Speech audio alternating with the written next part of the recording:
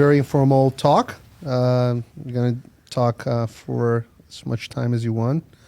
I want to talk about a few things. I like a lot of your stuff, so I'm going to start talking about a little bit about democracy. So I think it's a word that's been bastardized. Yeah. Yeah. In Brazil and in the United States. So the goal is to talk a little bit about democracy and how democracy needs a moral society to work and moral values. And then I'd like to go a little bit towards juristocracy and talk about the rise of the judicial systems and judicial powers overtaking roles that were originally from other branches. Then, if possible, I'd like to go specifically to Israel to understand what's going on there. I think it's a big lesson over there for everyone. Yeah, of course. And also would like, if possible, to talk about what's going on with Donald Trump. I'm following your lead, man. It's all good. So all good. Should I bring this closer, or is this good the way it is? Justin, is his audio good? Good. Okay. A little closer? No, just move this. Okay. Yeah, it's good. Okay. Okay. So we have everything. I have my iPad here, so because this is the way we're doing this, and everything is live now. But just for my locals community. So we're going to have a very small viewership, just my closer audience. Most people in Brazil, only 5% of Brazilians speak English, just like surprising, but true. And then I'm going to have the interview subtitle, and then I'm going to put it on the other social media. Okay, so live on locals and then subtitled elsewhere. Yes, okay, everywhere. Awesome. Subtitle everywhere. Awesome. So it's going to go on YouTube, Rumble, locals, partially the little cuts on Instagram, and that's how we do it. Okay, awesome, man. So let me start introducing to the audience. Let me introduce Josh Hammer. Josh Hammer is an attorney, and he's also opinion editor of the Newsweek magazine, one of the most important magazines of the United States. But he's a good guy. Because when I say mainstream media, most people are like, okay, is that good? I don't know. It's like, yes, Newsweek is now probably one of the best opinion sections in the mainstream media, it was surprising when I realized that. He also hosts a Josh Hammer show, syndicated show and podcast. So, Josh, we met before in a cigar bar. Yeah. And then we've been talking since then, and I really, really like your work. So thank you so much for talking to me and to my audience in Brazil. We're all very interested in what you have to say. Well, thank you for having me. It's great to be with you. You and I, by pure happenstance, by pure chance, were on the same flight up to CPAC back in early March, I guess it was, and it was nice to reconnect there. And look forward to a great conversation. I'm a big admirer of your work as well, so the respect is very mutual, my friend. Thank you very much. By the way, we did meet going to CPAC. What a coincidence! Yeah. You were leaving the restroom. I was like, hey, you, Josh. Yeah, I did like a double take. I was like, oh wait, yeah, I know you. Yes. And then I had the chance to see you on CPAC. You spoke there, and also meet you on one of the lounges. So it was very nice. We talked a lot about Brazil. I also want to scratch a little bit of that surface with you during this interview. I'd like to start with a broader thing, talking a little bit about because you write a lot about what is the original form of government that the United States envisioned and the Western world embraced. Now everyone talks about democracy, and the word lost its meaning in a sense, because everyone has been saying that they're defending democracy, and they use methods like censorship and to defend democracy, which sounds contradictory. So, how would you define democracy, Josh? Well, I mean, look, I'm not an expert in words, but if you think back to what democracy literally means, I mean, the root of that word is a Greek word, demos, the demos, which means the people. So democracy would be, in its purest form, ruled by the people. I mean, the most kind of direct form of democracy, which in English we would call a plebiscite, a plebiscitary democracy, where every single question would be put up for a direct kind of ballot referendum. I mean, that would be the purest, most direct form of democracy. So, for example, think about the word demagogue, right? I mean, a demagogue, the usual definition for that would be someone who kind of stirs up the passions of the people, appeals to the people. It's the same root words, DEM at the beginning, dem, right? So, right. I mean, that is what democracy means in its purest form. There are a lot of problems, of course, with democracy in its purest form. The American founders were very aware of that. James Madison in the Federalist Number 10 writes a lot about the perils of what he called faction, of kind of democracy factions overruling others. Abraham Lincoln, in his Springfield address in 1838, kind of warns about kind of the perils of mobocracy, when kind of the democracy becomes a mob.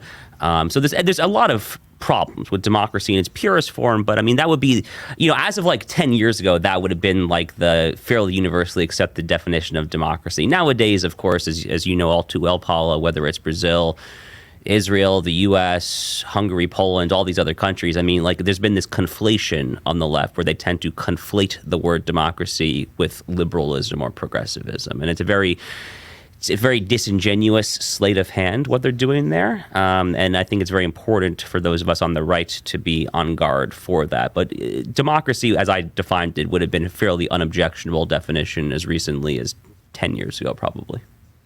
And it's interesting that you brought that up, because if the founding fathers said that the government in the United States would be a republic, not a pure democracy, right? Then Tocqueville talk about democracy in America. And everyone started to recognize that, in a sense, the United States was a democracy because the demos, the people, had the power, but it was not a pure form of democracy. Right. When do you think? Do you have any idea on when things started to change? I mean, the meaning of the word, because, like you said, until like 10 years ago, democracy had a very clear meaning, which was the meaning for the last 200 years. And now it's I see people that defend pure socialism talking about democracy. It really is just so funny, isn't it? Right? I mean, think about the Washington Post. Speaking of kind of the perils and the ills of the mainstream media, I think the Washington Post is kind of a brilliant encapsulation of all that kind of ails the mainstream media. I mean, they literally changed their slogan as soon as Donald Trump became president in January 2017, or roughly right around then, to quote, "Democracy dies in darkness." Now, the incredible irony of what transpired over the 4 years of the Trump presidency is that what you saw kind of play out in action was the complete antithesis of democracy. It was actually kind of ruled by deep state bureaucrats. It was bureaucracy, and it was elite oligarchy. It was Jim Comey working hand in hand, with Bob Mueller and the FISA surveillance. I mean, it was all an attempt to kind of overthrow the democratic will of the people. So it really has become just blatantly ironic and dishonest.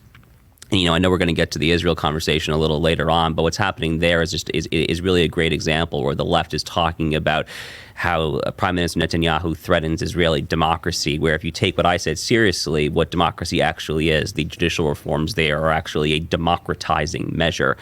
But, like you astutely pointed out, I mean, going all the way back to Tocqueville, America was not supposed to be a direct majoritarian democracy. I don't think it is inaccurate to say that the American founders feared direct plebiscitary majoritarian rule democracy. I think it was James Madison that said that democracy is two wolves and a sheep deciding what's for dinner. That's a great quote. I mean, whether it's Madison or someone else, that's exactly right, right? I mean, that's exactly right.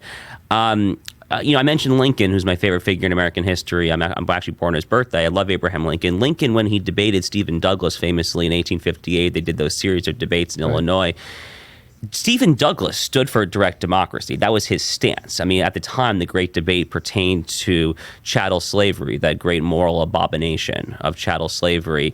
And Stephen Douglas, when they were talking about slavery in the Western territories, he just said, popular sovereignty, let the people decide. If the people want to be a free state or a slave state, that's democracy in its purest form, right?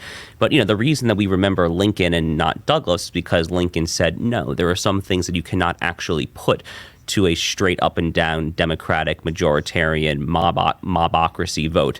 And that's the whole point of the Bill of Rights in the U.S. Constitution, too, right, is to assert some individual rights that majorities simply cannot trample over.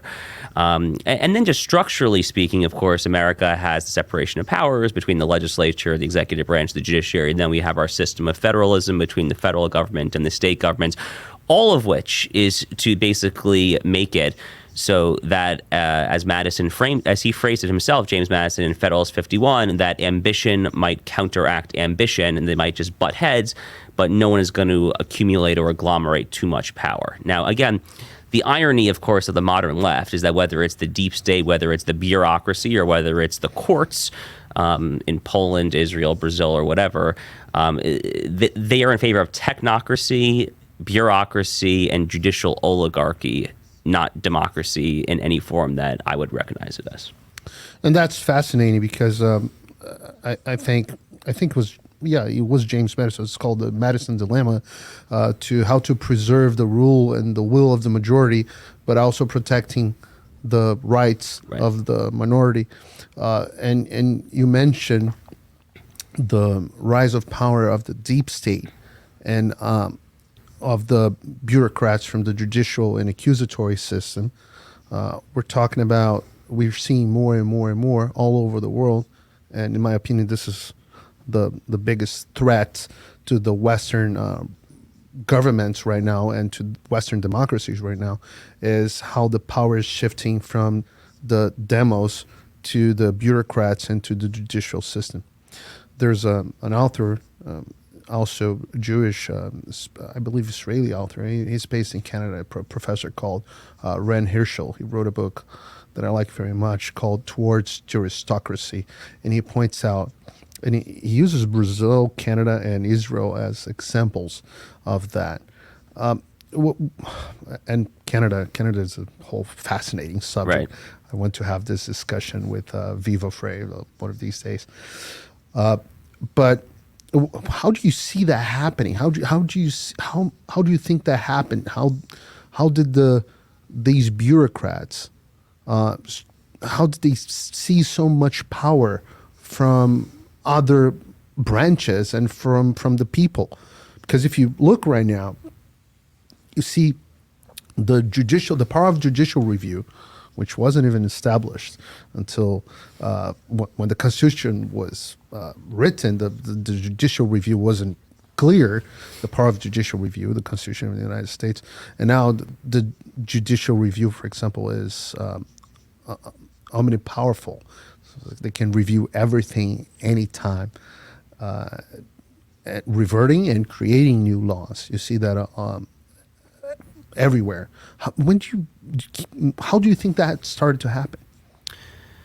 So I'll focus on the U.S. because that's more my area of expertise. Please. When it comes to this sort of stuff. So let me talk about the courts first, then I'll talk about kind of the legislature and the bureaucracy. So, I am a lawyer by training, and this is kind of like my area of expertise. I actually wrote not to nerd out, but I wrote like a whole law review, like formal piece of academic scholarship on the rise of judicial supremacy in the U.S. that was published in 3 years ago in April 2020. So I could talk about this for hours. I don't want to bore the audience, Please. but no, you won't. Yeah. So my audience is great. They No. like deep discussions. That's what they're looking for. They can have amazing. shallow discussions everywhere, and they can have it, but it's rare and unique for them to have someone like you. Yeah, no, I appreciate that. All right, so let me just nerd out then for just a few minutes on judicial review and judicial supremacy. So the U.S. Constitution, so Article 3 is the article that establishes the federal judiciary, and the vesting clause of Article 3, which is Article 3, Section 1, Clause 1 of the U.S. Constitution, refers to the judicial power, and it shall be vested in one Supreme Court and as many lower courts as Congress may establish. And, in the First Judiciary Act of 1789, Congress then statutorily kind of ratifies lower courts. So having said that, you're right. There was no technical term for judicial review; it was not there. So it was the 1803 case in Marbury versus Madison, which was Chief Justice John Marshall's first kind of landmark opinion, probably the opinion that he's still best remembered for, where he first establishes the idea of judicial review. Now, I am a supporter of judicial review in a very narrow sense, which I believe is the sense that Chief Justice Marshall actually meant it in the Marbury case. So if you actually go back and look at his most famous line, this is a very famous line where he says the judiciary. Oh gosh, I'm having a bit of a brain fart right now. The judiciary is emphatically emphatically the province of the judiciary to say what the law is, not what it should be. And that's what everyone remembers. What they don't remember is the literal sentence that follows that, where, again, I don't have it memorized verbatim, but paraphrasing, John Marshall says, and in a specific case or in the parties before the lawsuit, the court may do X, Y, Z. The key point there, Paulo, is that judicial review, as Marshall establishes it in Marbury versus Madison, is exactly that. It is limited to the named parties, to the actual litigants, to a case or controversy before the court. This rise of judicial supremacy, where the court has the final word as to what the Constitution means, and it binds everyone, it binds the president, the Congress, that did not happen until over a century and a half later. It was actually a fairly obscure 1958 case called Cooper versus Aaron.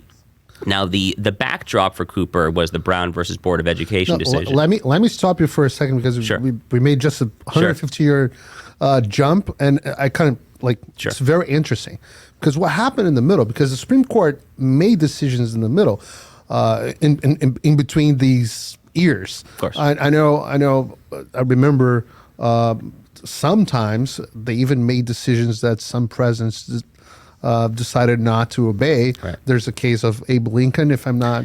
Yeah. And Andrew Jackson as well. Exactly. Also, they decided not to follow the decisions of the Supreme Court.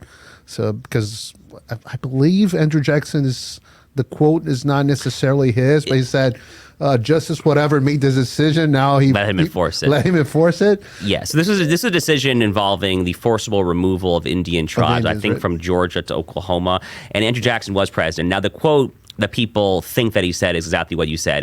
Is Jackson allegedly says, John Marshall has made his decision, now let him enforce it. The actual quote is slightly different. He actually says, the decision of the Supreme Court has fallen stillborn, and they do not know how to enforce its dictates, or something like that. But it's the same sentiment. It's the same thing. But Lincoln, I'm happy to mention him yet again, he is the greatest expositor for this very theory that I'm espousing. So again, in those debates with Douglas took the judicial supremacist position. So these debates were in 1858. Wow. The year prior, 1857, was the Dred Scott decision, which to this day is probably the most atrocious decision in the history of the Supreme Court. Certainly right up there with like Roe versus Wade, I would argue. That's the one that said slaves didn't have rights. Exactly. Right?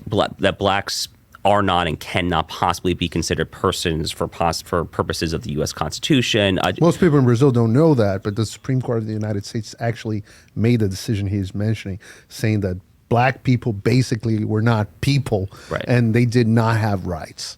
Just an atrocious decision. I mean, morally abominable, legally abominable as well. It's actually the first time the court invokes the concept of so-called substantive due process, which is what ultimately gave us Roe versus Wade over a century later. But anyway, the point that Lincoln made to Douglas was that he would respect the judgment as it would bind the parties to the lawsuit. So as it pertained to Dred Scott himself, because he was the slave who was basically suing for his freedom. But Lincoln said he would not take it a millimeter further. He would not respect it as binding on any other party. And he reiterated that in his first inaugural address after he was president in 1861, where he famously decried judicial despotism. And in fact, when he was president, Lincoln actually issued passports to free blacks in the Western territories of the United States in direct contravention of the Dred Scott holding. So he openly defied it, actually.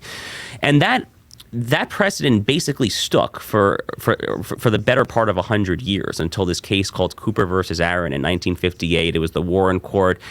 It's a morally thorny backdrop because the backdrop is Brown versus Board of Education and the desegregation fight in Little Rock, Arkansas, when Eisenhower had to send in the National Guard. So it's kind of a very controversial and morally thorny backdrop. But that was the first time, this little-known case called Cooper, that the court finally said, no, we are the actual final word, and our word binds all of you. And tragically, that sentiment, even though it was morally correct in the context of school desegregation, that legally incorrect sentiment has become, it's become universally accepted now, 50, 60 years later. And I and others try to kind of unpack that genie, but we're pretty far down Pandora's box being opened, unfortunately, there.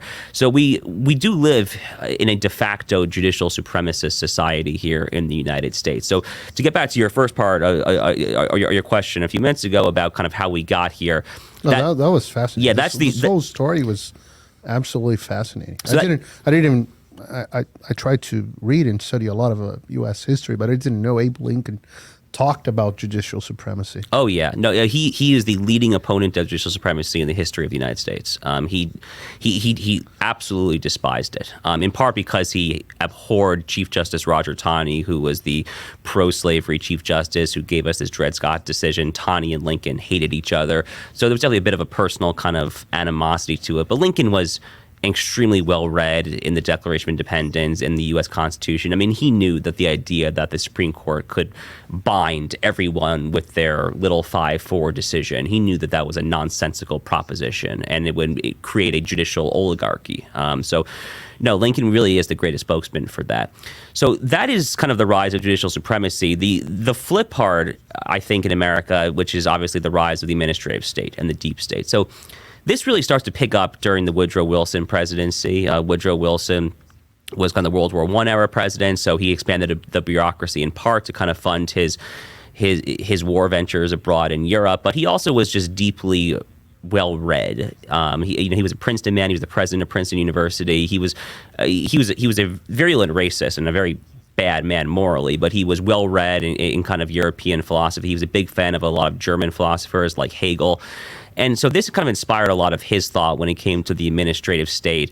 His then successor, FDR, in the New Deal greatly expanded the administrative state. And, of course, LBJ in the 1960s brought it even further. So it's really just been this one-way ratchet over and over again. Republican presidents, of course, have been wholly complicit in this. I mean, Richard Nixon is a good example of that. Nixon did some good stuff, but he also dramatically expanded the size and scope of the administrative state. So by the time someone like Reagan became president in the 1980s, the administrative state was really already there. I guess the other thing that I would add, though... Let me just cut you here for a second. But I have the impression, and it might be an impression of a foreigner, that during the Reagan administration, most of the bureaucrats were, at least in a sense of force, pro-America, in the sense that the FBI was countering the Soviet spies and all that, the CIA, and now I have the opposite impression, and it might be just an impression, but and I don't know how involved they were with politics. Of course, we have the Watergate case with Nixon, but I until recent years I didn't used to see that many bureaucrats actually involved in politics. For example, we have actual proof that people from the FBI created or at least promoted the dossier that came up with the whole Russian collusion thing. So we have FBI agents of the state meddling with elections. Now we have the whole Twitter files example showing, again, the FBI manipulating public opinion directly and influencing campaign. We have Mark Zuckerberg saying in a podcast with Joe Rogan, saying, no, I got visits from the FBI and they sad stories and things that they didn't want us to promote and whatever. It's like we have a more active role, right? So I have the impression that that's very different from how things were during the Reagan administration, for example. Yeah, no, I think you nailed it. I mean, it is definitely different.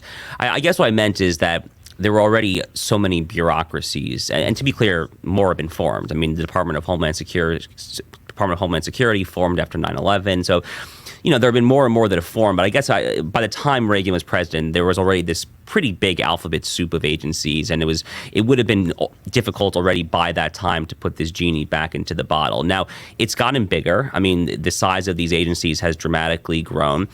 And above all, it has been the metastasis, the spread of the woke ideology, of this kind of just toxic, corrosive anti-Americanism. That's really what it is. I mean, it's really kind of an anti-Americanist, far less sentiment that has just spread like wildfire throughout the personnel ranks of a lot of these agencies. Now, another factor that you have to add here is that the vast majority, a lot of people don't realize this actually, even a lot of lawyers don't realize this in the U.S., the vast majority of the federal government in the executive branch, in the administrative state, the overwhelming majority of them are not fireable, meaning that they are not political That's a good appointees. question. Right. So there was this discussion. Yep.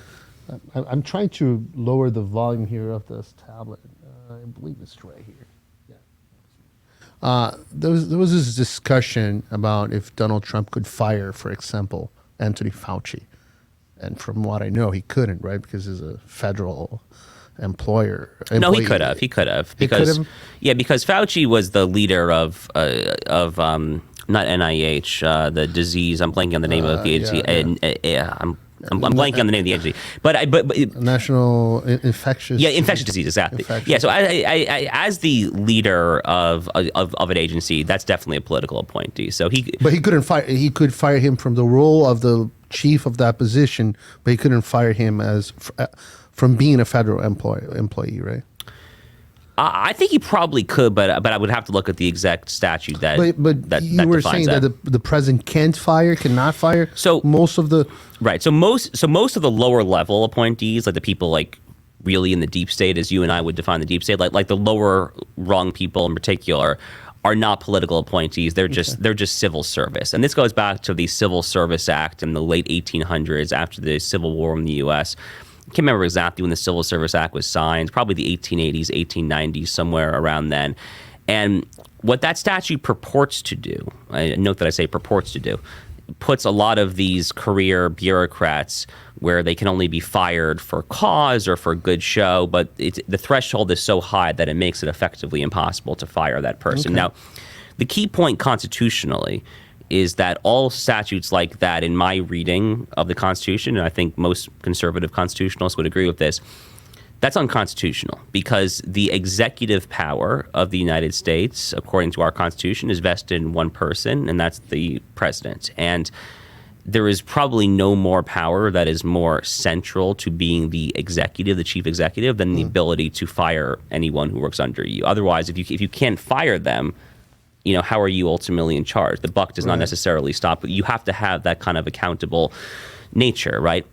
So the rise of the civil service and these people that know that they can't really get fired, when you kind of combine that with the spread of the woke ideology in recent decades, that's, I think, how you get things like Peter Strzok and all the other clowns back in 2016, 2017 with like the Russiagate stuff, because they know they're probably not going to get fired, or it's very difficult. They're far left actors here. So it's a real mess. I mean, the deep state right now is in the U.S. is a real not just the U.S., but as you know all too well, but like it's a real problem. Yeah, in Brazil, it's even worse because you have the level of protection for them is even bigger. So a civil servant cannot be fired unless he's like murders a baby in office. It's like, but it's very hard to fire them. And plus, we have all the prosecutors and judges with the same sort of protection. They're not elected in any levels. And you have some that are appointed, but most of them, they do a test, and if they pass, they're judges and prosecutors forever. So there's absolutely no accountability and no way to get rid of them. So I used to say to people that I'd rather have Lula in power than dealing with a juristocracy, because we could get rid of Lula in 4 years. Right. We could not get rid of the judges and the justice. There's no mechanism. And and I remember, again, I don't recall in which Federalist paper, but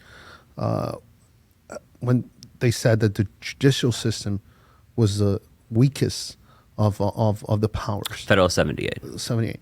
So it's the weakest. They didn't have the power of the treasure. They didn't have the purse, so they didn't have the sword. So because of that, you would never have a dictator government coming from the judiciary branch.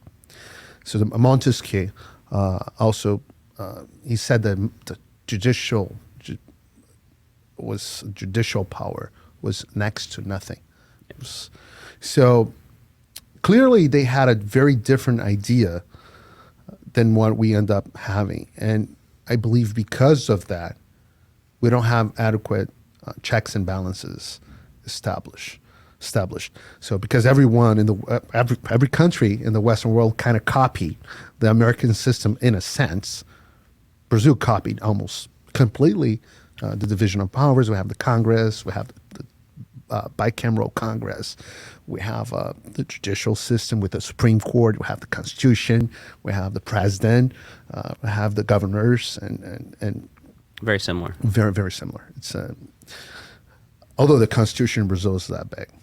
Oh, it's thick. Yes, thick. Why is it so thick? What's in it? Because it's a very different approach than the U.S. Constitution. The U.S. Constitution kind of follows the natural law, saying that you have God-given rights, and what we're going to create is a constitution that protects government from messing with your rights.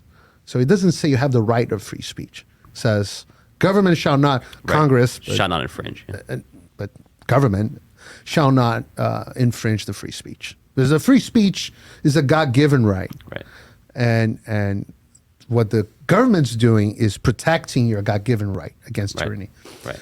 In Brazil, it's not like that. So in Brazil, it's like you have the right of free speech. Right. So if you have the right given by the government, well, the government can take it away. Yeah. Right. So it's not inalienable rights like the Declaration of Independence says in the United States. So the Brazilian Constitution, to answer your questions, gives all the rights you have. Even sets limits for the interest rates in the country. Oh my goodness! Wow. Yeah, it verses about the profession of nurses. Like, yeah, it's that, and it was written in 1988, and Brazil was ending a 21 year of military government with different levels of freedom. During my grandfather's government, the country was way freer than it is right now. So you have elected governors, elected Congress, everyone was elected, no censorship, political amnesty for everyone. You could say whatever you wanted. It's like, it was very free during my grandfather's government. But he was elected indirectly by the Congress. Got it. My grandfather. But you had periods of time that the federal government, the executive branch dissolved parliament, fired Supreme Court justices and stuff like that. So you had different levels of freedom, but the bottom line is when they actually wrote the Constitution, it was with that past in mind. So it was a Constitution very more towards socialism, because the military presidents in Brazil, they stayed in power in order to avoid a socialist coup like happened in Cuba and all over Latin America. So the left was finally in 1988 able to go back to the public life, and they written a constitution that was very socialist and very detailed in rights and all that. So I mean, the entire notion of the government or men in general telling you that you have this right is inherently problematic, as you said. I mean, this is, to go back to like philosophy 101, this is the difference between positive liberty and negative liberty, right? It's funny. What you said kind of reminds me, actually. So the Soviet Union had a constitution, right? They purport to have. Most people don't realize that So Soviet Union had a constitution. China has a sort of constitution. Right. Cuba have constitution. Yep. The German Nazi, they had a constitution. They were actually very big in writing laws and all that, very legalistic and all that. So people think that it's dictatorships like an absolute monarch. They can do whatever they want. No, in most cases they have some sort of make-believe constitution. Right, exactly.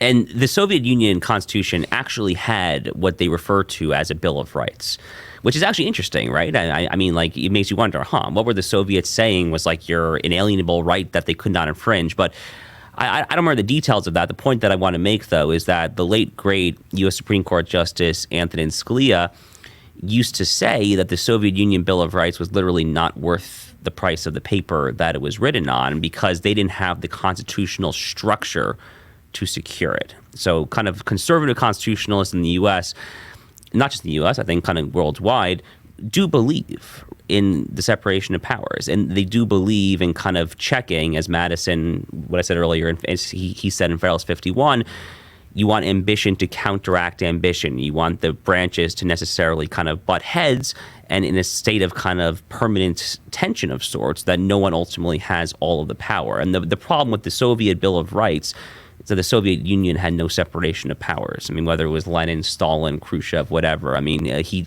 effectively was a dictator. I mean, like, they had a constitution, but didn't actually amount to anything. It had no kind of teeth to it, no real kind of gravitas, because one person was de facto, if not technically, but de facto vested with all of the power there. So just very interesting there.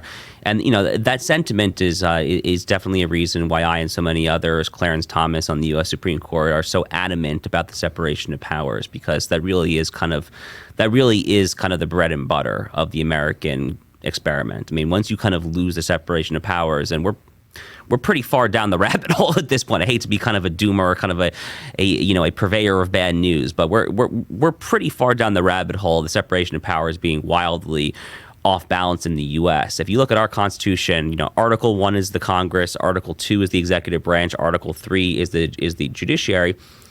I have always said that if you look at that, you know, those numbers are there for a reason. I think the founders thought that Congress, I mean, I don't take my word for it. James Madison literally says this in one of the Federalist Papers. He says, in a Republican form of government, lowercase r Republican, obviously, in a Republican form of government, the legislature will necessarily predominate. That's right there in the Federalist Papers. So they intended the Congress to be the most powerful, the power to declare war, the power of the purse, all of that.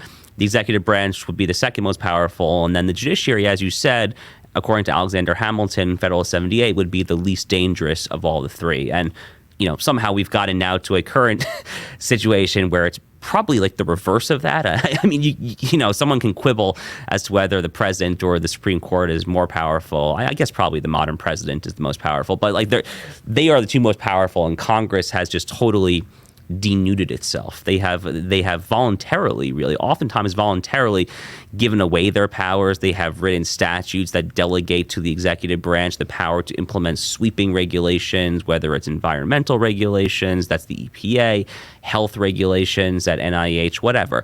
Congress has been totally complicit in this. It actually reminds me of a very eloquent line that I guess now former Senator Ben Sasse, he's currently the new president of the University of Florida.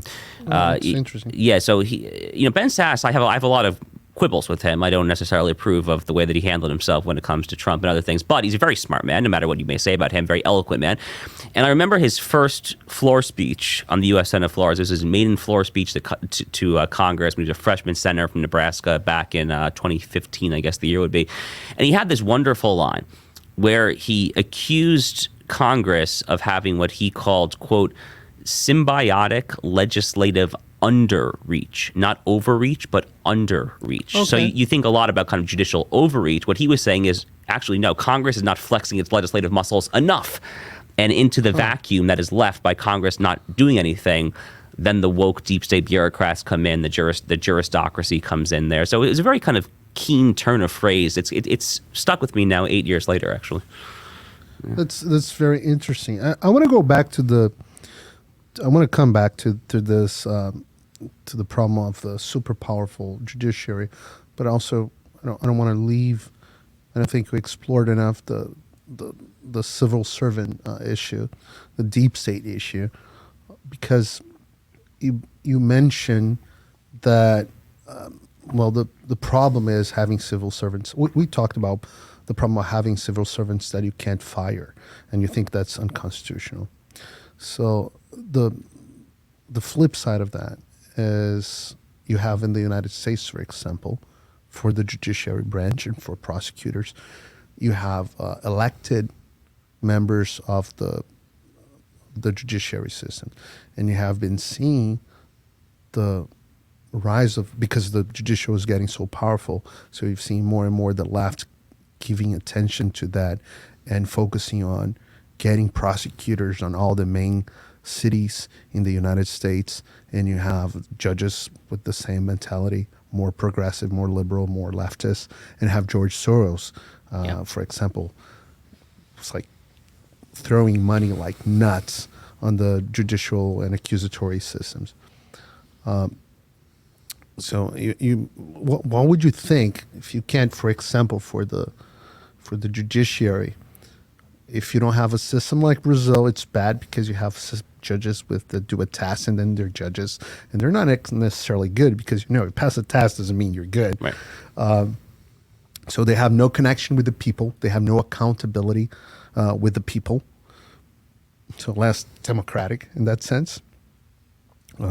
But on the flip side, they're protected against cases like, and I want to talk about that as well, about Alvin Bragg. You have a George Soros funded prosecutor that campaigned on the fact that he was going to get Donald Trump, right. And now he's using a lot of taxpayers' money in New York, and he's getting all the attention and is trying to meddle with the election of the leader of the free world.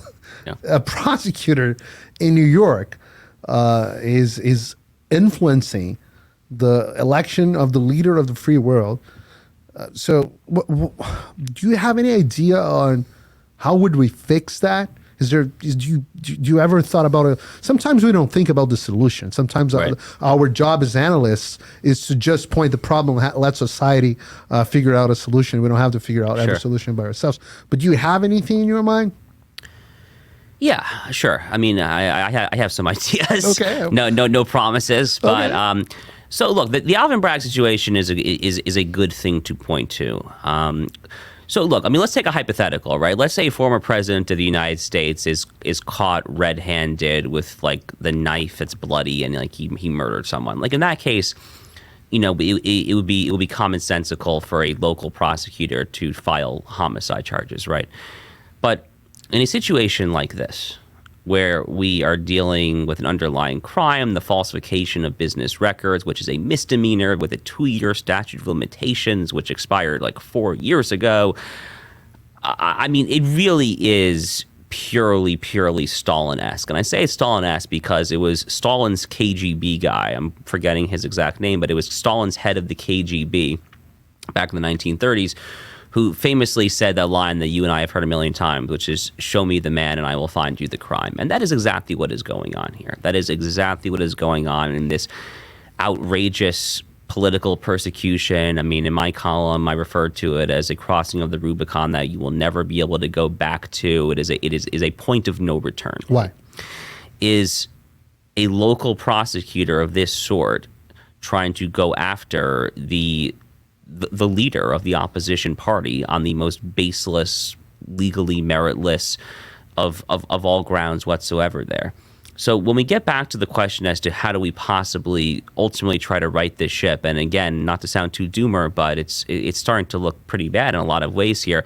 What I have tried to counsel in my own podcast, my columns, just my own informal conversations, and I'll reiterate again right here, my basic kind of rallying cry to my fellow conservatives, to people on the American right or the global right, frankly, is that I would be in favor of short to midterm escalation in favor of a long-term de-escalation or détente cooling of tensions. And what I mean by that is the pendulum is so far off balance right now. The left controls the commanding heights of virtually every institution in America, right? Whether it's the Fortune 500, the corporate boardroom, academia, Hollywood, whatever. Literally everything. I mean, except for kind of various governors' mansions, state legislatures, and churches, right? Churches, Orthodox shuls, and the U.S. Supreme Court is like our one kind of saving grace currently at the federal level.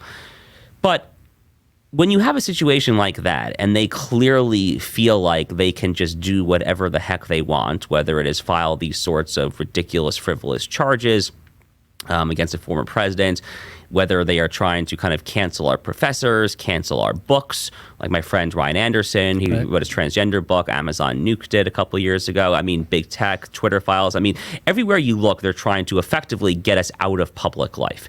So we have no choice but to respond in kind, prudentially, not necessarily kind of throwing prudence or reason into the wind. We have to be kind of careful and prudential about it.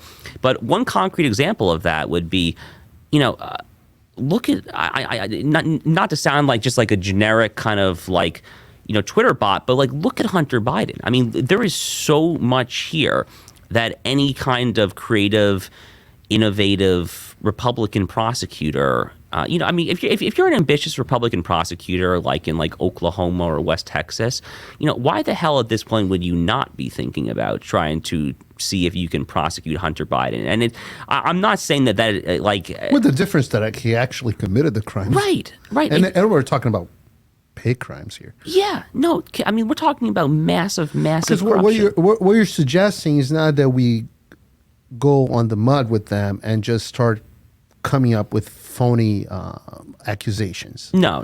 What you're suggesting is that we need to start countering with the actual weapons that we have, but truthful weapons, right? Right. With the going after people that actually committed crime. Right. Because there's a difference of magnitude. Right. Totally. Between the case of Hunter Biden and Donald Trump's case in New York, right? No, Hunter Biden committed real crimes. I mean, gun crimes, tax crimes. I mean, the CCP corruption. You name it. There is a lot of fodder there for if a creative prosecutor wanted to find some jurisdictional hook to his or her actual district, right? That could be the tricky part, but I'm sure that some creative lawyers could find some jurisdictional hook because the actual crimes are there. But not just Hunter Biden. I mean, I'm talking about at the cultural level as well. So I have been a huge supporter of Governor DeSantis's war, we call it a war, with the Walt Disney Company, because you have no choice. I mean, when Republicans have been effectively kind of nuked from all the other institutional commanding heights, but their kind of last redoubt of power is in some governor's mansions, some legislatures, when political power is basically all you have because you've been nuked from every other sphere of life, then you have to use it. And in this particular case, there was absolutely nothing illegitimate with trying to make an example of a company that, lest we forget, a year ago came out in favor of sexualizing and, yes, to use the word grooming, young school children from kindergarten through third grade. There's nothing absolutely whatsoever wrong with using political power to punish a company like this within the confines of the rule of law, which is all Florida has tried to do. The Bud Light boycott, right, with Dylan Mulvaney is this is the DeSantis Disney is fascinating because he creates a sort of a moral dilemma to me. Because I love DeSantis, of course. I live here in Florida, so I don't not only love him, but I'm very grateful for having him as a governor. Otherwise, the past 3 years of my life would be hell if it wasn't for him. I've been in California recently. And it's a disaster. They're still in 2020, by the way. Still see people social distancing and in the lines, wearing masks and all that. They're in 2020. But the thing is, I always try to do this. I think what would I think if Disney was a conservative company until 15 years ago? What would I think if the rules were inverted? If Disney, a conservative company that always promoted conservative values, was pushing against a bill that the Democrats were passing in order to sexualize children in school. Right. Let's invert everything. Bizarre world. Sure. Okay. And the governor, a Democrat governor, decided to crack down on Disney and go after them and taking the rights that they had established as a business, legitimately established by Walt Disney himself back in the 60s. 60s, yeah. How would I feel about that? And I wouldn't like it. I have to say I wouldn't like it.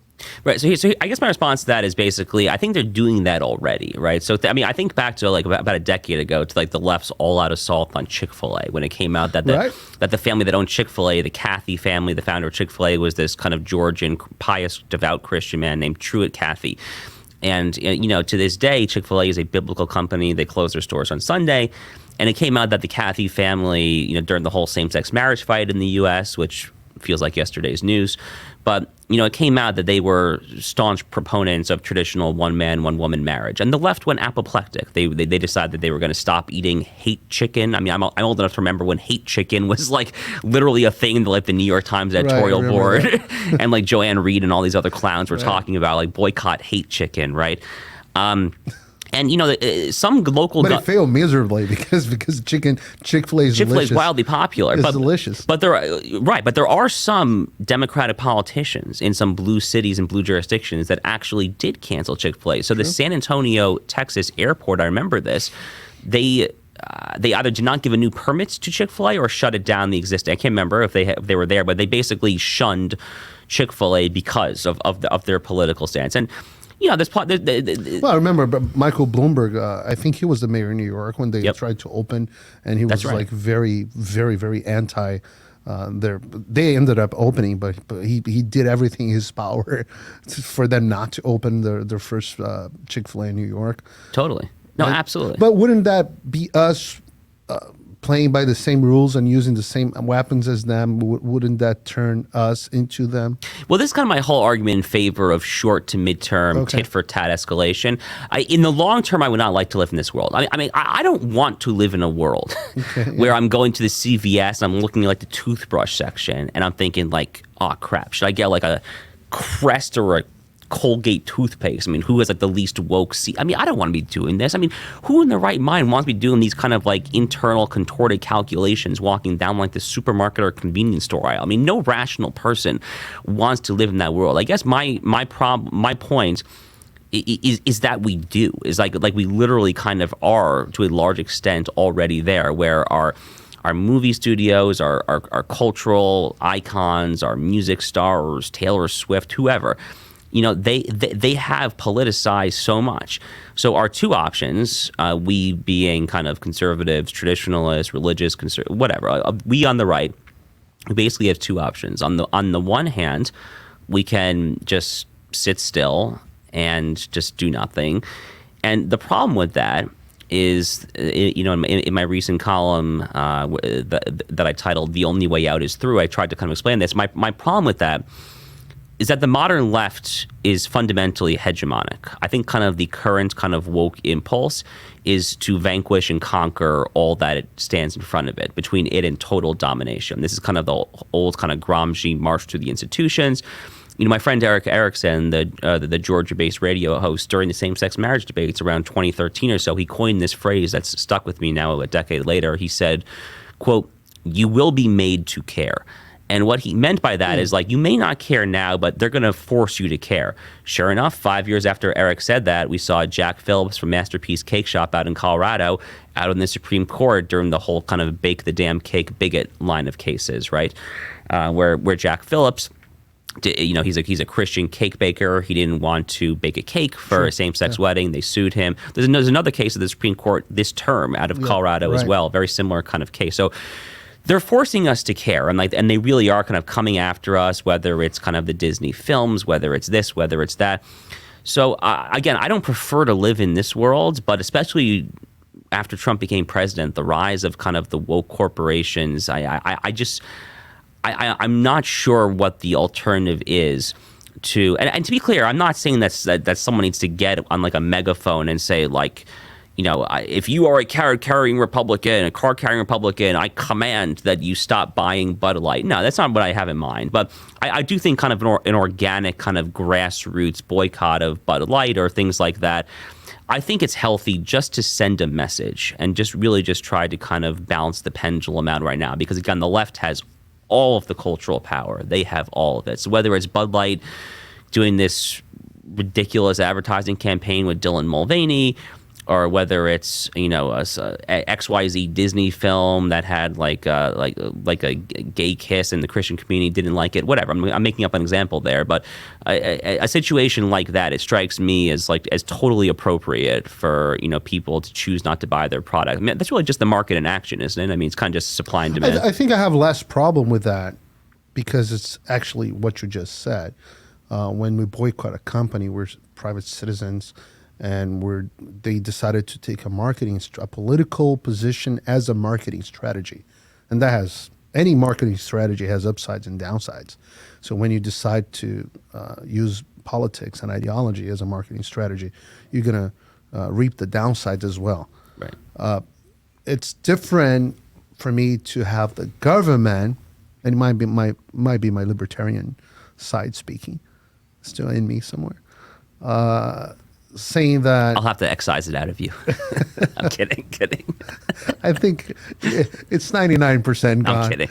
But I don't like the government, the power of the government. In the case of Ron DeSantis, back to DeSantis versus Disney, which I'm eating popcorn watching because we're on the side of the power. But he raises concern to me because it's the government, and I have the fear that they will always do that better than us. And since they control more stuff, they will be able to do it more. And once we normalize that, we lose the possibility to complain or the legitimacy of the complaint. Yeah, so it's an interesting point. Look, I mean, if you look at kind of the partisan breakdown of the 50 states right now in the U.S., Republicans definitely control more state legislatures. They control more governor's mansions. So that's not currently being played out in real time. Democrats, of course, do control the U.S. Senate, but it's fairly close. Republicans, I think, are going to be in decent shape in the U.S. House for at least the near-term future because the current redistricting, the maps are depends on the state, of course, but a lot of them tend to favor Republicans. So, but yes, I mean, at a higher level, you're right that the left has this kind of in their DNA, in their bloodstream, this kind of vengeful kind of punish you by any means. It's the Stalin line all over again, right? I mean, right. Show me the man, show me the company, show me the whatever, the LLC, S Corp, whatever. Show me that, and I'll find you the crime. So, yeah, I mean, that definitely is kind of in their DNA a little bit. But again, I just don't understand what the alternative is because it's not like we can sit down with these guys and be like, yo, bro, you've overstepped. Can we just go back to John Stuart Mill, live and let live? I mean, they're not. I don't have an alternative. Right, exactly. So, I mean, the only alternative is it's the aspect that you need to change people's morals in order to fix society. You can't fix society only changing laws and institutions. I mean, I think it was John Adams, who I like a lot, one of probably my favorite founding father. Yeah, he's great. That said, the model of government that the U.S. has is only works with a moral people. Yep. It's inadequate for anyone else. Yep. And if you have a society that's becoming immoral, the form of government becomes, and they knew it was going to happen, becomes completely inadequate.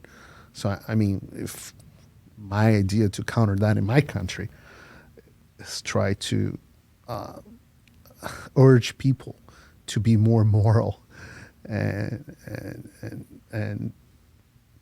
religion is the best way to do that. There are others. I think Jordan Peterson does. We talked about him. You know how much I like him. I think he does that in a non-religious way. Right. Although it is religious, he just doesn't put it that way. But I don't see how we win any other way. Look, I mean, I have written the column multiple times, I think, saying that the best way out for America, the best thing that if I could snap my fingers and do one thing to America tomorrow, it would be like a great religious revival. I mean, I think that would solve so many of our problems. I mean, you're right. I mean, John Adams did famously say the Constitution is only intended for a moral and religious people. George Washington, in his farewell address in 1796, if anything, Washington went even further. If anything, he actually said, like, let he not indulge the fanciful notion that morality can be sustained without religion. Like, for him, kind of just espousing morality was not enough. You really needed religion. You needed the Bible, like scripture. Like, you really needed to go there, right? So yeah, I mean, like, the American founders, for the most part, I mean, you know, Jefferson was theologically heterodox, but like for the most part, like they really did believe in that. And a lot of kind of Western society is ultimately predicated upon that. I mean, again, to go back to the fact that, like, I'm a lawyer, I think back to like the English common law, which so they spend the most of your first year of law school here in the U.S. teaching you the English common law subjects of property, torts, and contracts. And you know, the English common lawyers, the great common lawyers, John Fortescue, John Seltz, Sir William Blackstone being the most famous of all of them. I mean, these are pious Christian men. I mean, like, when they were kind of enacting judge-made common law, they were really kind of anchoring themselves ultimately in kind of natural law and the Bible and like and their Christianity, right, above all else. So yeah, I mean the secularization of society has been very, very bad for like any number of different reasons, of course, right? I guess to kind of go back to like a related point though, you know, which this question of like political power and like can politics kind of or can law kind of shape the manners or the views of the citizenry. And, you know, there were some people who say that, you know, no, politics is always downstream of culture. Culture is always up there. For me, it's a two-way arrow. I definitely think that culture in so many ways can lead to political and legal change. But I do think that the state can use kind of the legal power to kind of nudge the citizenry in you know, in the right cultural direction as well.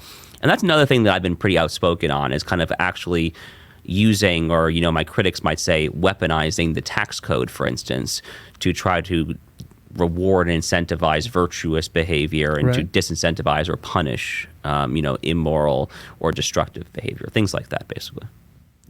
Yeah, I mean, like I said, I always have the concern on, and that has to do with my belief again in a very limited government, because my concern is every time we create a way of the government to meddle with society, when they get to power, they do that without any restraint. We're way more restrained than them. I mean, on the deep state, where we're talking about the deep state, most of the deep state apparatus that we have right now, you mentioned, was created after 9/11. So we had a Republican government, right? And NSA expanded immensely to an agency that most Americans didn't know existed 20 years ago. Right.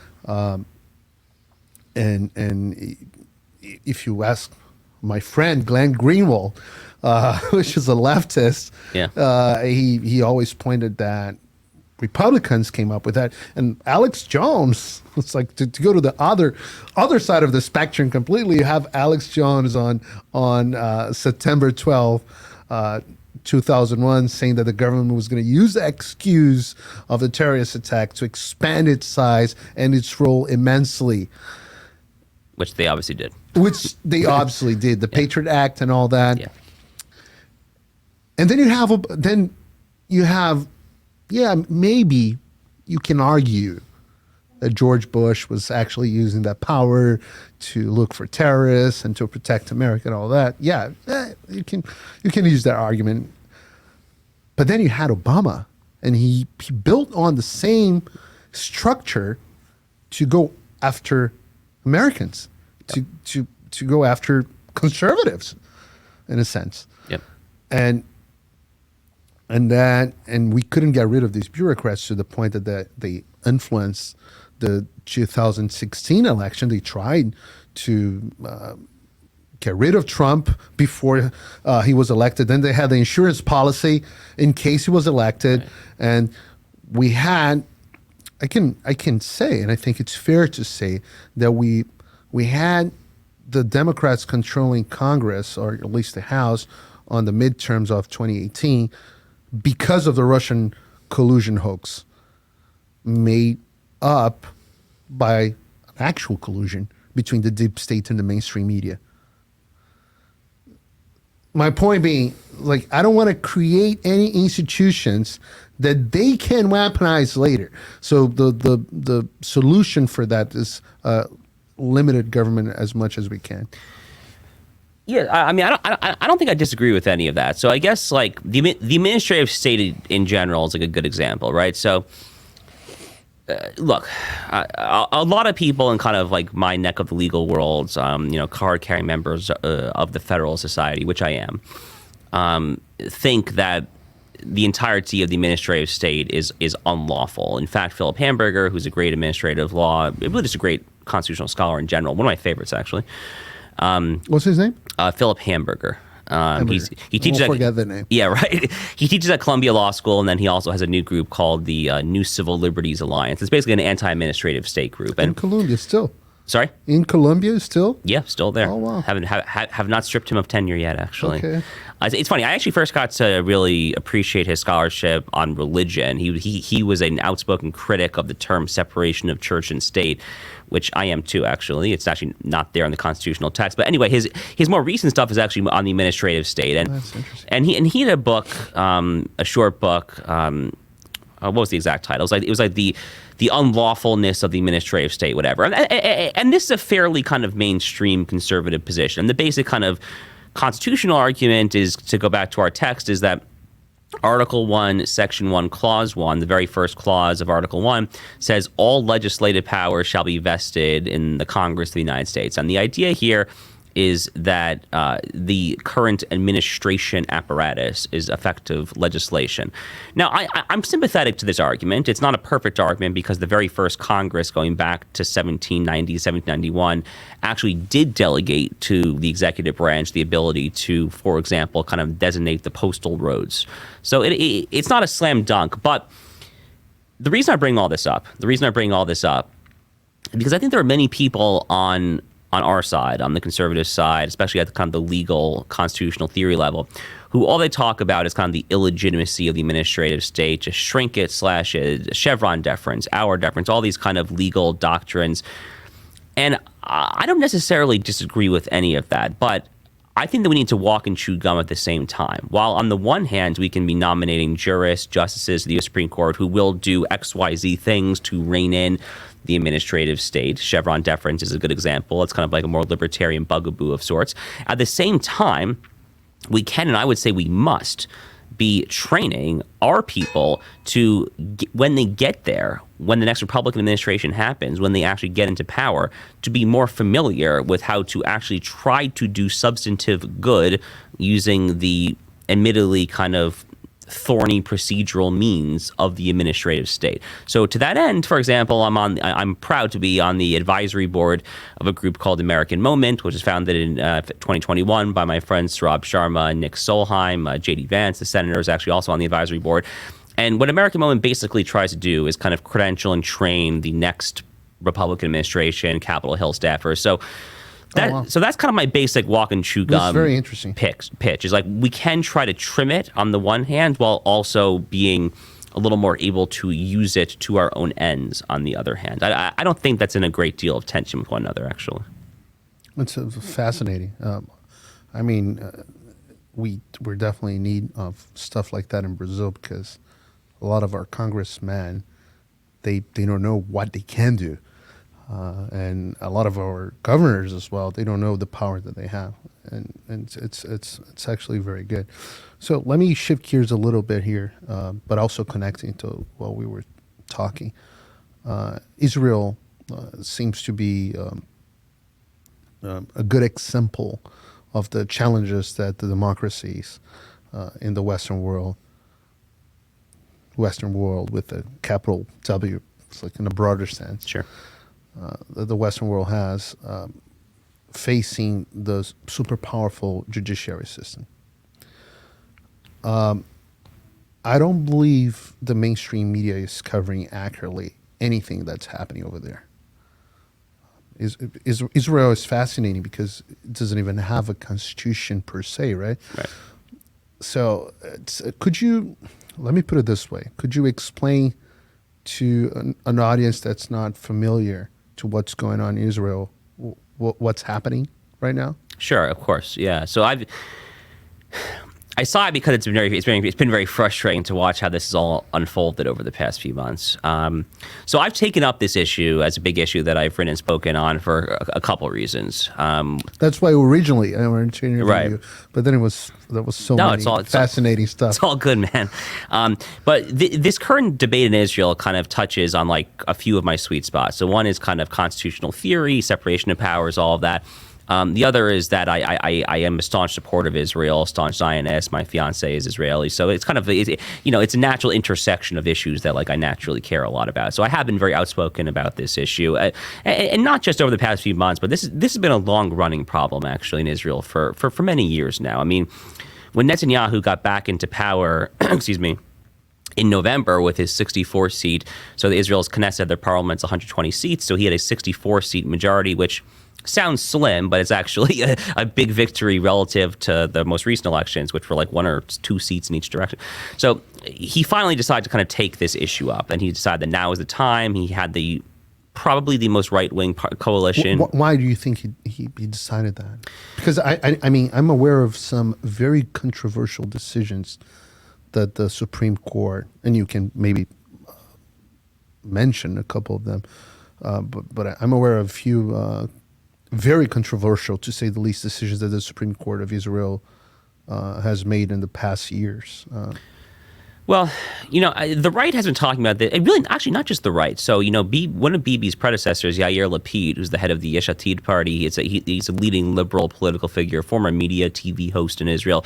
He was talking about judicial reform as recently as 2 years ago when he was prime minister. And the reason that he was doing it is because the prime minister has very little actual power when the juristocracy, when the Supreme Court can actually just nullify anything. So Netanyahu and his coalition largely did run on this issue. They ran on other issues too, obviously. So it was a campaign promise to do that. Yeah. So the way elections work in Israel is like a little different. Like you don't necessarily vote for a person, you vote for a political party, right? So, his party, the Likud, certainly the further right party, the religious Zionism party of Itamar Ben-Gvir and Bezalel Smotrich, they definitely campaigned on this issue. Okay. But it's been an issue in Israeli politics for decades now, and it's been an issue in Israeli politics for decades. So, let me take it even further back, right? So Israel's founded in 1948, May of 1948. And you're right, they do not have a written constitution. And, I think they briefly tried, but they quickly decided there were too many warring factions that it would not necessarily be worth it. But how does it work with no constitution? Well, they inherited the English common law. They inherited the English common law when it comes to kind of property torts, a lot of subjects like this. The UK does not have a single kind of written constitution as well, right? Yeah. So it really was pretty closely modeled on the British model of governance, where, in Britain they have parliamentary supremacy, and so too was in Israel. The Knesset their parliament was supposed to be supreme. In fact, the Israeli Supreme Court was actually just a statutory creation of the parliament, because again, there's no constitution that could vest the Supreme Court. It's just statutorily created by the parliament. So it was really closely modeled on the British model of governance, which makes sense because before Israel was independent, it was the British mandate for Palestine after World War I. So heavily influenced by British political theory. So that's basically how Israel worked until the 1990s. For the first 45 years, call it, of Israel's existence, there was no written constitution. There were limited kind of cases in the Supreme Court, but the parliament, the Knesset, was still very much supreme. And then what happened in the 1990s was Aaron Barak, who's the former president, which is kind of the same thing as Chief Justice. He's the former Chief Justice, really, of the Israeli Supreme Court. And he literally uses the term revolution. He calls it a constitutional revolution, a judicial revolution. And what he basically did was implement by his own will. There was no kind of law granting him this authority or anything. By his own just snapping of his fingers, I'm really not exaggerating this. He basically said that the Israeli Supreme Court could strike down any Knesset law at any time for any reason whatsoever. Because again, there's no constitution. In the U.S., in order to kind of nullify a law, you need to point to the constitutional provision. That's Marbury versus Madison. That's judicial review. Israel doesn't have any of this. There's no constitution. So at first he said that in order to kind of nullify Knesset law, the court had to point to one of the basic laws. So basic laws, they call them quasi-constitutional, which doesn't really mean anything. All that means is that they are, in theory, set aside for possible incorporation into a future written constitution. But it's not like the basic laws are passed with a 2/3 supermajority threshold. They're passed with a simple 50-50. So it's basically just a law. So at first, Aaron Barak says the Supreme Court can only strike down a law by invoking a basic law, like called a basic law on human dignity or justice. Then he says the Supreme Court can just strike down the basic laws themselves, which in the U.S. would be the equivalent of the Supreme Court saying, oh, the Second Amendment, you're done. I mean, that's basically what he said. And then it gets considerably worse than that, actually. Then it turns out that he said that further the court could strike down a law at any time simply because it is unreasonable.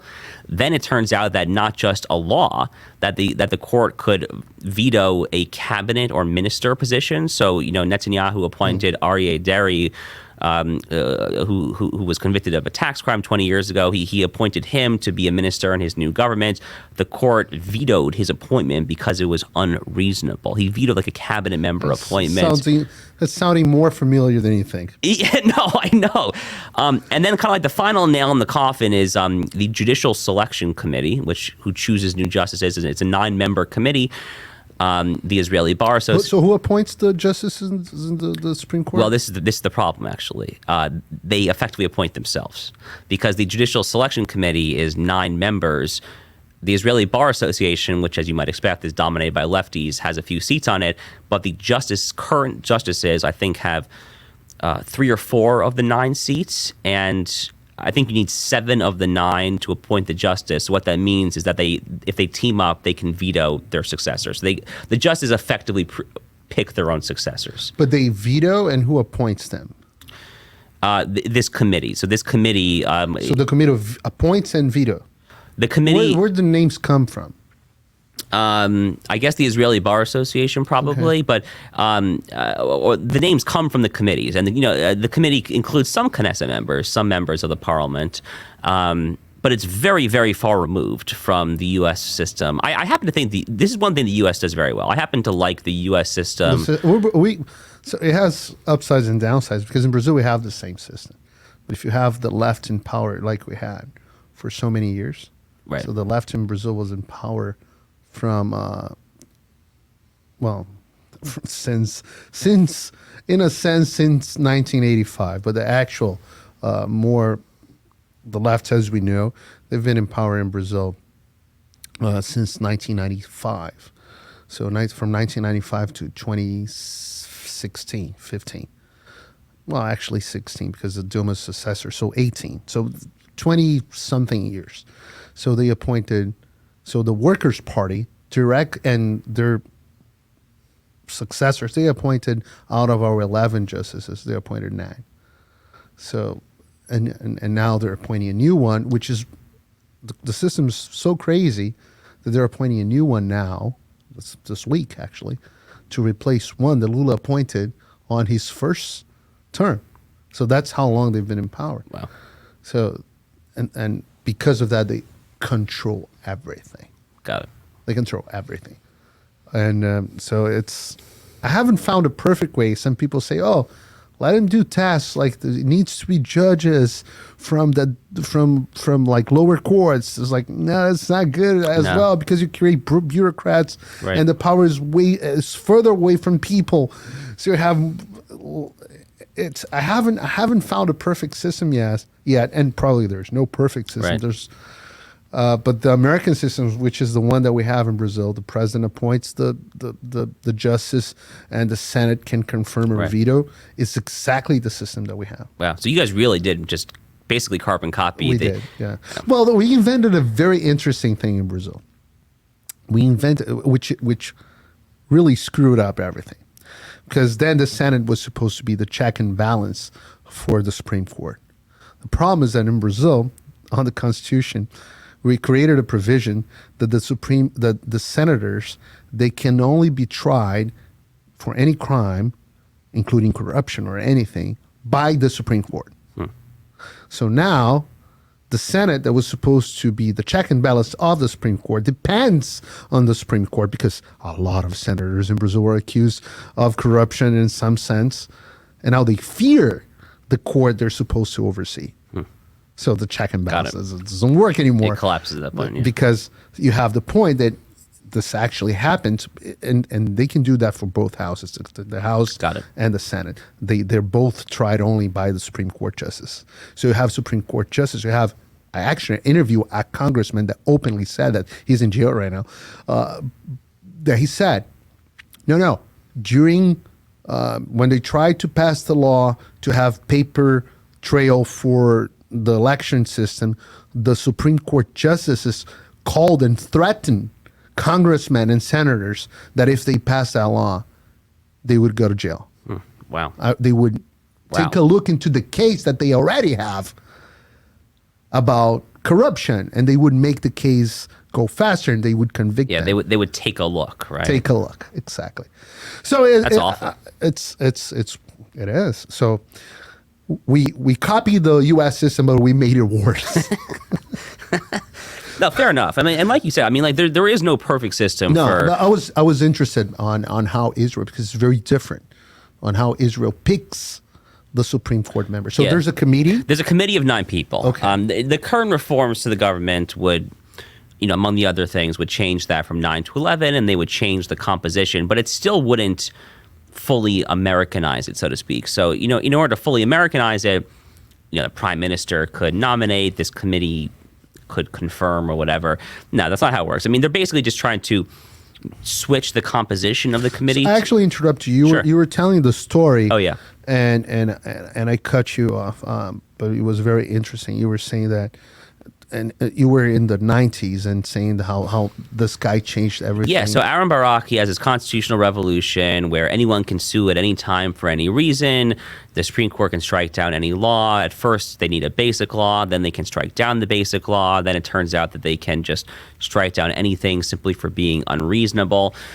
And it actually gets even worse than that, believe it or not, because Israel has a position called, roughly translated, as the Attorney General. I say roughly translated because their Attorney General bears no resemblance to the U.S. Attorney General or any legitimate Attorney General. Their Attorney General is basically kind of a roving one-man or one-person lawyer who kind of dictates what is legal and what is not legal for the parliament to do.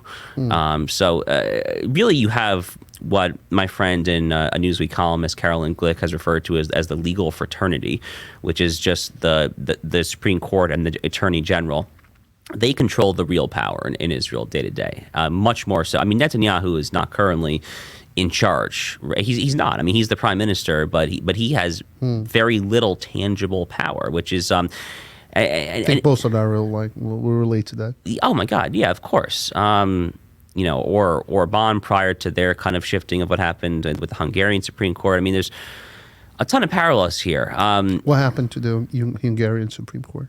Well, this was earlier in Orban's prime ministership. It was like maybe a decade ago or so. I don't remember the exact provision, but they basically narrowed the scope of judicial review, and I think they tweaked the way that the next justices are picked. Kind of similar, right? Kind of a similar, maybe slightly watered down version of what Netanyahu is currently trying to do here. Just trying to kind of make judicial review a little. So, what are the main points of Netanyahu's reform? Right. So the first thing is, it would get rid of the ability to strike down any law for being simply reasonable. They would say you have to actually point to a basic law at a bare minimum.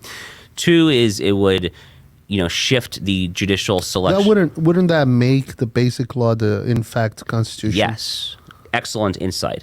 This is the great irony, actually, is that I'm very shrewd that you picked up on that. This is maybe this is the greatest thing that the Israeli left and the global left is missing, is that this reform, if it passes, would do more to constitutionalize the basic laws than anything ever. So for the people that kind of decry Bibi as being an authoritarian or whatever, this reform, by really kind of statutorily giving the Supreme Court the ability to strike down by citing basic laws, would do more to actually empower the legitimacy of judicial review in Israel.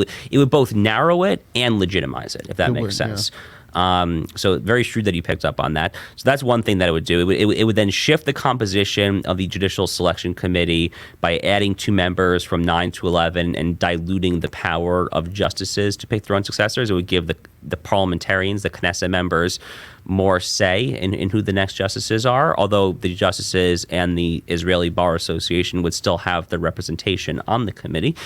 Another thing that it would do, the single most controversial element of the reform is the so-called override clause. So the override clause, again, you got to remember, Israel was founded on a system of parliamentary supremacy based on the British model where parliament is supreme. So the basic argument for an override clause, which as it was initially proposed, it's not going to end up this way, but as was initially proposed, a simple 61 vote majority of the Knesset could Of how many members?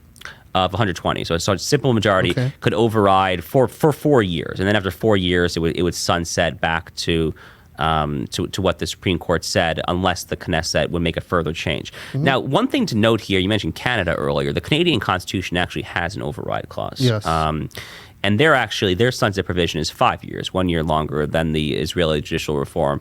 But it's the same idea. Because Canada also is a parliamentary system, also British model. It's the same idea. Is that in a parliamentary supremacy system, Parliament in theory is supposed to be supreme. And another kind of pushback against the people flipping out about this override clause is, Israel has a very fractious democracy. There's lots of political parties. The idea that they're going to be kind of overriding the Supreme Court, willy-nilly is crazy. I mean, if that were to hypothetically pass, I sincerely doubt more than like 5 to 10 cases a year at the absolute most. And the Israeli Supreme Court deals with hundreds, sometimes even thousands of cases in a given year. So they take many. They take a lot. Like the U.S. Supreme Court takes under 100 cases. They take a ton. Because the like Brazilian. Yeah, because the jurisdiction works very differently there, right? Then what else? I mean, then like another element of the reform is that... But you mentioned that changed from the original version they had to what they currently have. Well, but recently, it was in late March, right? A few weeks ago, Netanyahu kind of called off the reform because the Knesset was about to go on break for the Passover holiday. I was going to ask what happened and what do you think is going to happen, but... Well, you mentioned this specifically, the override clause. They proposed differently. So the override clause... It's not going to be 61.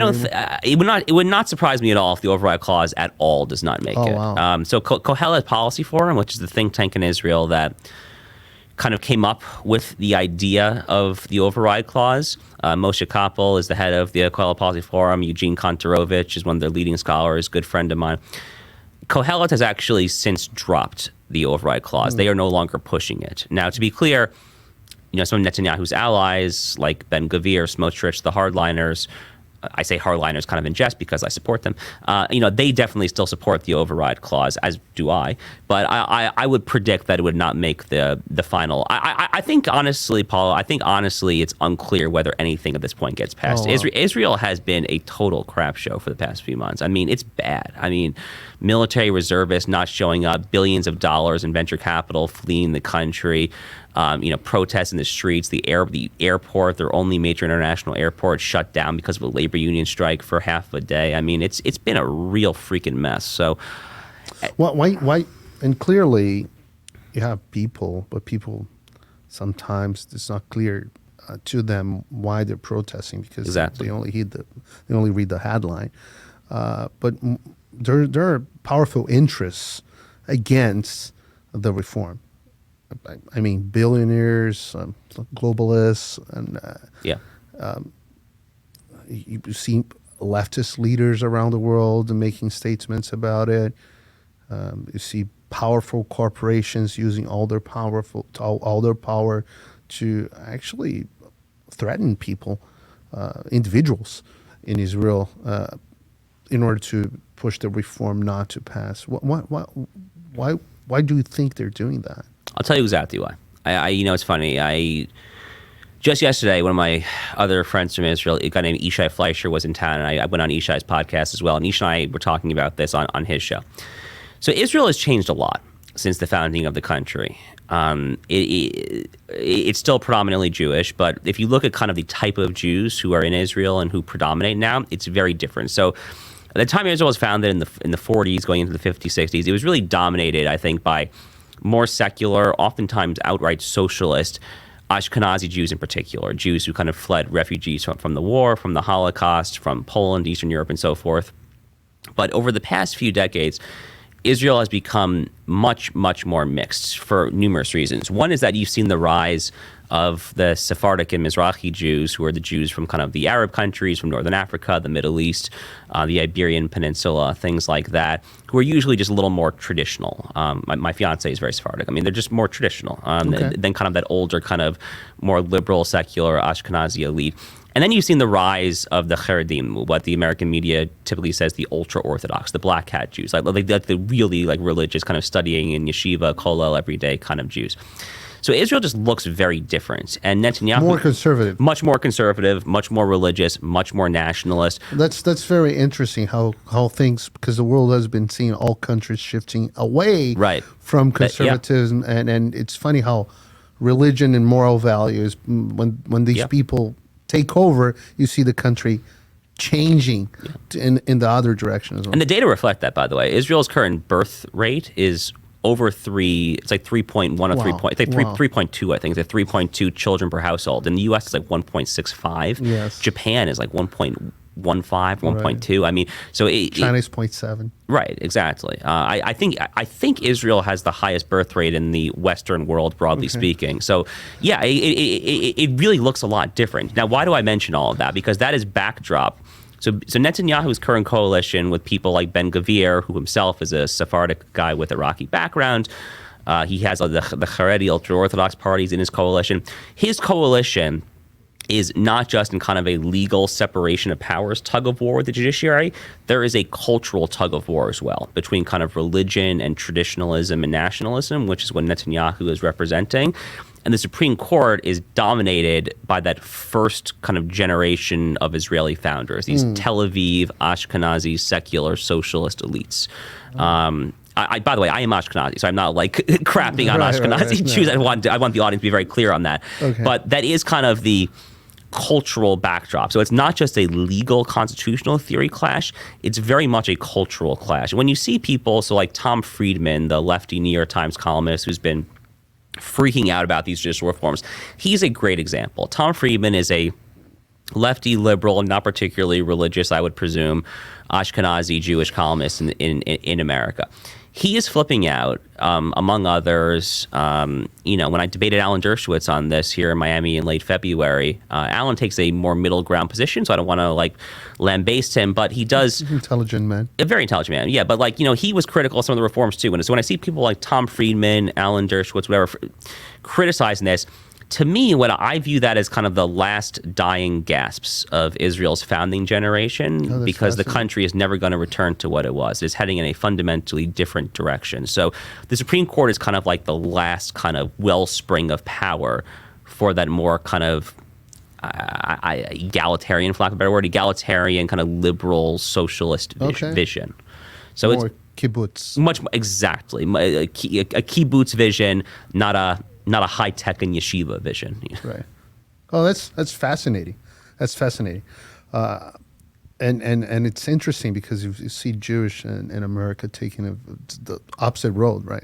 Jewish in America have been becoming more and more liberal towards every year, and except for, of course, the real Jewish, the real Jews, the real Orthodox, and people that actually are still Jews in the sense of not only culturally but religiously and everything.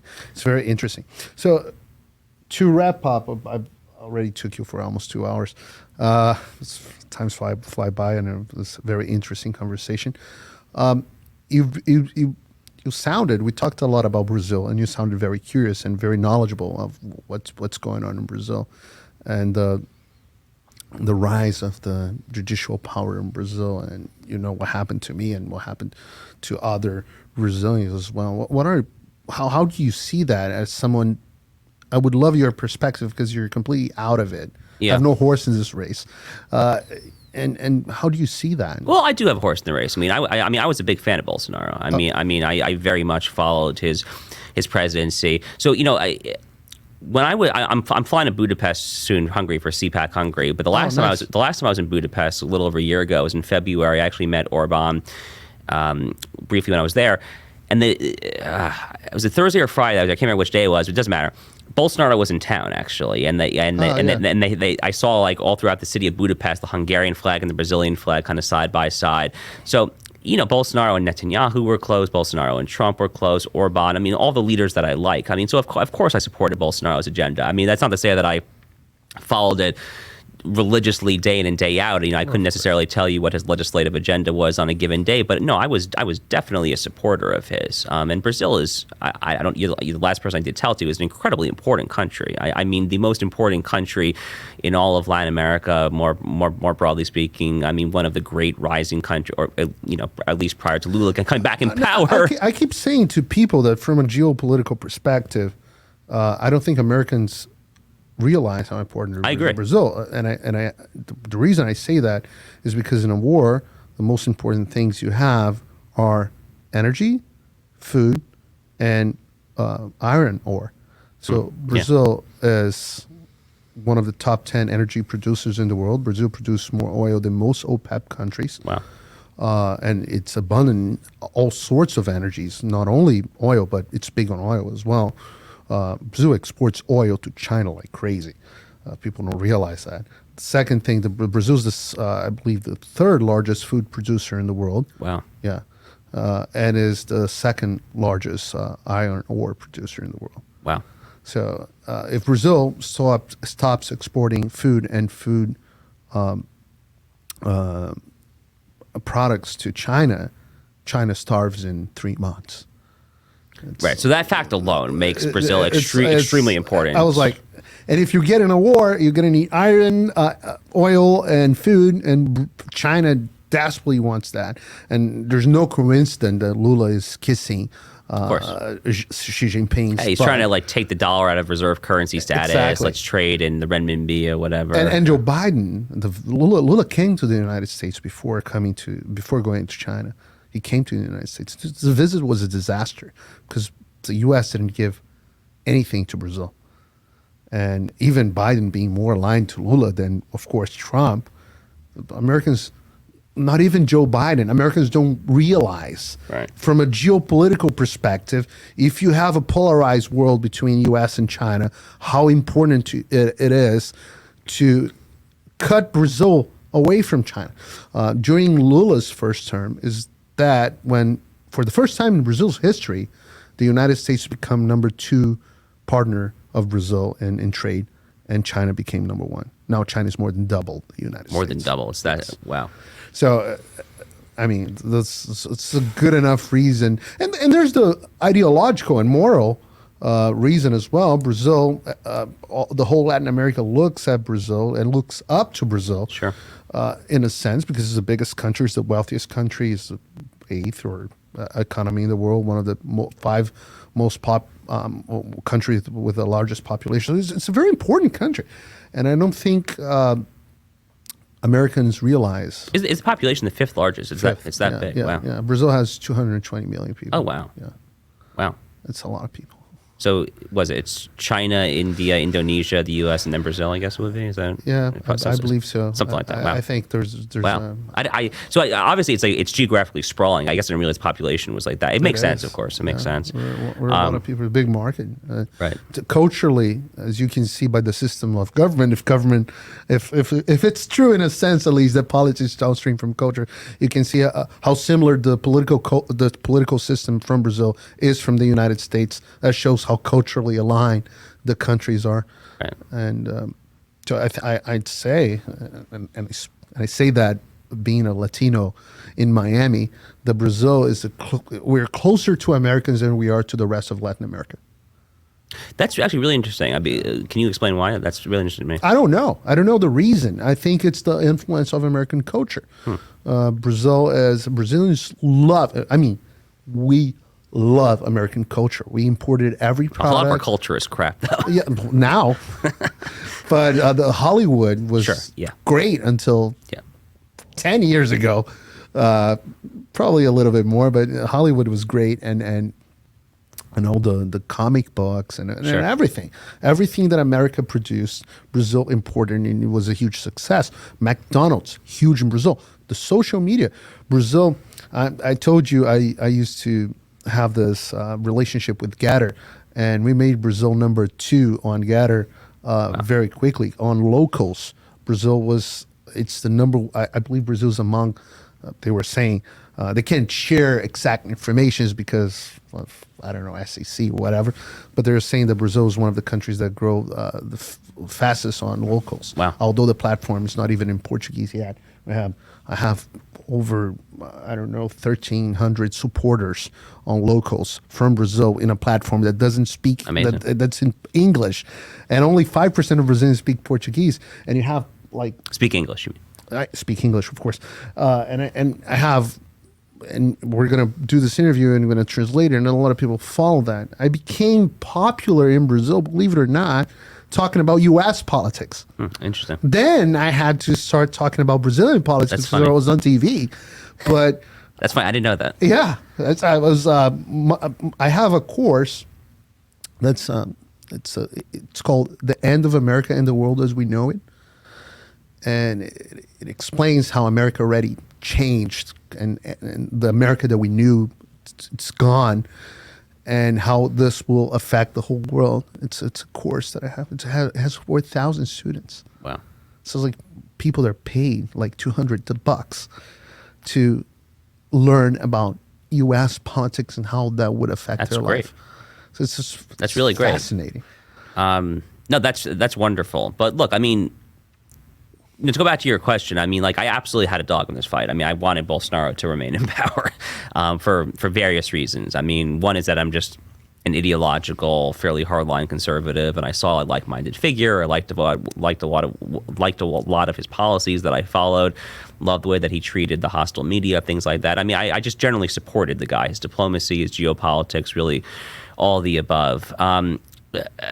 So, you and I have a mutual friend in Matthew Tiermont, right? And Matthew was on Tucker Carlson's show here in the U.S.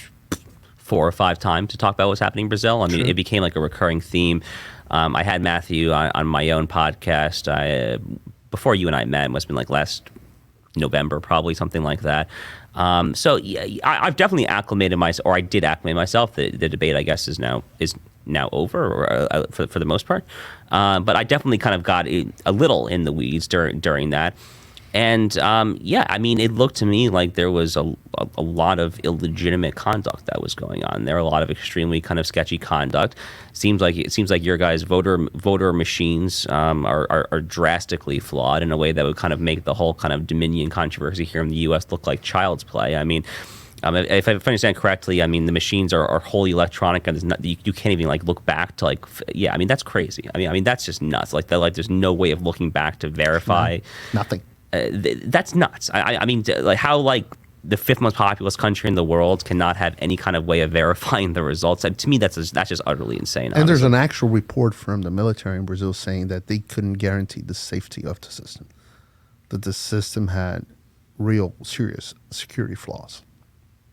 So you can imagine so now we're in an era that Russia and China, they talk all the time. They actually openly admit that they meddle with elections, and they do that. I believe the best cost benefit in terms of meddling with an election of a powerful and important country, for the reasons I listed, would be the meddling with Brazilian elections. I mean, if I was Russia or China, I was like, where can I use the least amount of effort to influence the world's geopolitics? I would say that U.S. has a very complex system. Brazil is it's all electronic and centralized in a federal court, and that's it. Federal electoral court. It's everything. So it's a very small group of people that actually have access to the data. And no transparency whatsoever. Zero. Yeah, I mean, that strikes me as incredibly problematic, to put it mildly, right? But, look, I mean, the Constitution in Brazil you mentioned was drafted in 1988. I actually didn't even realize it was quite that young. So, I mean, hopefully, I mean, I guess the more innocent way of looking at it is that the kinks are still being worked out a little bit. But I do feel terrible for President Bolsonaro on like a very personal level. I think he's in Orlando, Florida. He went back to Brazil, right? He went back to Brazil, right? Yeah. Okay. Well, there was some article that I saw like a week or two ago of him kind of at like a local hamburger joint, just like a promotional kind of guy. And like, to me, it's just sad. I mean, this man was the leader of one of the most important countries in the world. But that's the way he is. This is the funny thing about Bolsonaro. You remember on CPAC? We were at CPAC, and I got this call, and it was one of the advisors, and he was like, President wants you to have dinner with him. I was like, yeah, sure, of course. So I left the meeting, it was on, and then so there was an Uber, and he was waiting for me, just an Uber, just a regular Uber. And Wow. Bolsonaro was waiting for me, and he's like, oh, let's go to this place. And we went there, and we went to a mall, I believe the National Harbor Mall. Wow. And we went there, and he was like, and I was like, where are you taking me? And he's like, well, let's eat pizza there. And it was Sbarro. Oh my God. I was like, I won't eat that. And he's like, okay, what are the other options? There's a hamburger joint here, and it was a Johnny Rockets. We ended up having dinner at Johnny Rockets. Oh my God. And that's the All way right, it fair is. enough. Wow, that's a great story. It's a great story, and that's the way it is. And it didn't happen once. I'm just telling you this specific story because another friend of mine said, "Wow, Bolsonaro invited me to have dinner at the palace," and I was like, "Wow, yeah, enjoy." And he went there, and he was like, "Paulo, you won't believe that, but the menu is ramen. You know, the package, Like the noodle. the noodle, the actual noodle that in Brazil is very popular. I love ramen. Yeah. It's the ramen and package that costs like 20 cents. That broke college students. College students, microwaves everywhere. Yeah, exactly. That's always the menu on the pound. Oh my God. That's the way Bolsonaro is. He's a very, very down to earth, to the limit, Wow. simple guy. Very simple guy. And he's like that for real. Because I was lucky enough to meet in a personal level both Bolsonaro and Donald Trump. And people don't realize these are not characters. They're actually like that. Sure, Donald yeah. Trump is exactly... No, I've met him too. You're exactly right. Yeah. Exactly. 'Cause I did business with him, and I was like, this is the actual guy. No, he's not doing that for the cameras, spotlight, yeah, for the yeah. cameras. He's actually like that. And Bolsonaro is also very authentic. That's the way he is. Well, I hope that he is okay, legally speaking. I mean, He's not. Right, exactly. I didn't realize that he went back to Brazil because I know that he was. He's screwed. Unfortunately, for a personal reason, I tried to advise him the best I could to not go back to go back to Brazil for now. Right. Just give it some time. And but he decided to go because he misses the country. He misses Brazil. It's not like me. I'm very well adapted here. But he does miss it. His family and everything. So Yeah. for a Family, person- it's home. You know. it is, exactly. Well, Josh, this was fascinating, I believe, to any audience in the world. Thank you so much for taking the time to have this conversation. Paulo, you're a gentleman and a scholar. Anytime, my friend. I don't know about the scholar, and I don't know about the gentleman, but thank you very much. You bet. Hey, thanks, man. Justin, we're good. Oi, tudo bem? Essa altura você já deve estar sabendo que censuraram e desmonetizaram todas as minhas redes sociais no Brasil, além de bloquearem minhas contas bancárias e até cancelarem meu passaporte. Então, se você gosta do meu trabalho e acha que vale a pena apoiá-lo para que ele continue, eu te convido para clicar no link aqui embaixo e acessar o meu Locals. Lá você tem acesso de graça a todas as minhas postagens, sem censura, mas também tem conteúdo exclusivo para membros pagos. E membros premium podem, inclusive, trocar mensagens comigo, além de outros benefícios. Dê voz a quem te dá voz, que a gente não vai parar. Obrigado.